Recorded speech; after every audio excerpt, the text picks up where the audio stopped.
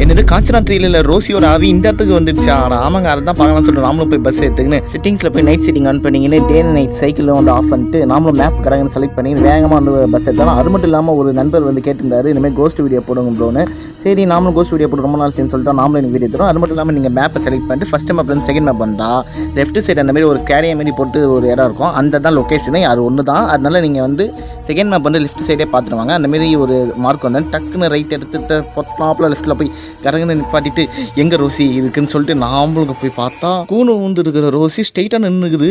சரின்னு சொல்லிட்டு போய் பார்த்தா டப்புன்னு அது என்னை பார்த்துச்சு. உடனே அது என்னை பார்த்தோன்னே ஒன்று சொல்லிச்சு பாருங்க. தெரிஞ்சிருச்சா? உங்க எல்லாருக்கும் தெரிஞ்சிருச்சா?